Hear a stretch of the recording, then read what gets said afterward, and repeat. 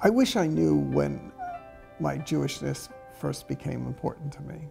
When my daughter Elise was named at Temple Sherry Emeth, I think that was the sprinkling, that was the start. Sammy Spider's first Simchat Torah. Has anybody heard this story? I did. No, I did. For most of us, we don't aspire to be the president of our temple or the chairman of the board of the Union for Reform Judaism.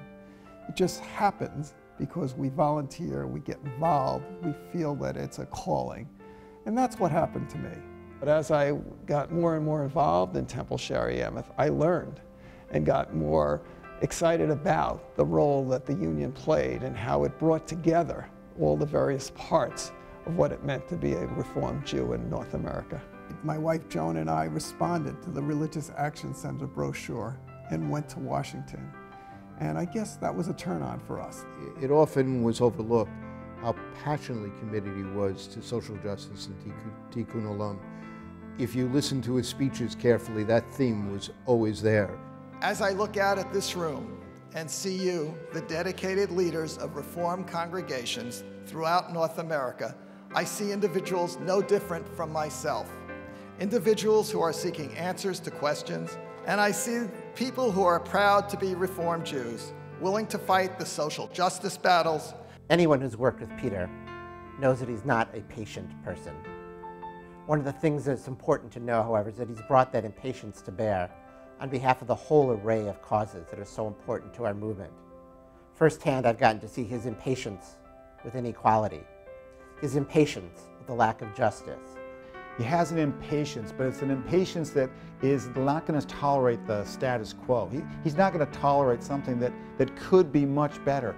And he has brought that energy to every part of our great union.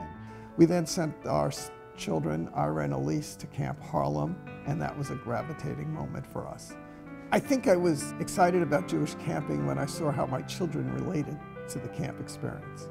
I saw how many friends they made and continue to have those friends today, 20 years later. It was something that just grabbed hold of myself and my wife that said, there is a greater purpose. A generous leader of our movement has put up $1 million as a challenge grant, and the generous donors who put up this $1 million are our own leaders, Joan and Peter Weidhorn. What do a musician and an accountant from New Jersey have in common? Well, a lot actually. Around 30 years ago, Peter sold his accounting practice to my dad. My dad passed away about 25 years ago, and since then Peter has been a constant, cheering me on in my personal and professional life. And I've been cheering you on too, Peter.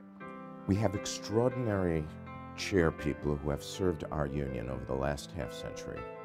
I don't think that anyone has faced the particular set of challenges that Peter Weidhorn has faced.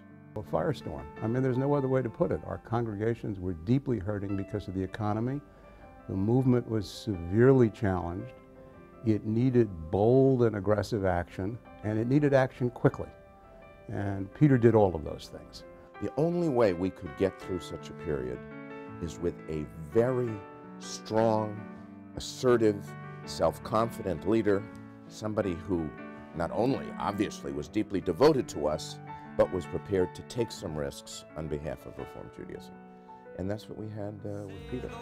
Could you imagine a URJ summer camp that had flying as its primary purpose, with religion obviously, but getting Jewish kids interested in the science and math of flying? That would be an interesting dream, just as we have the 6 Points sports camp. Imagine that, a flying camp. Pack up, let's fly!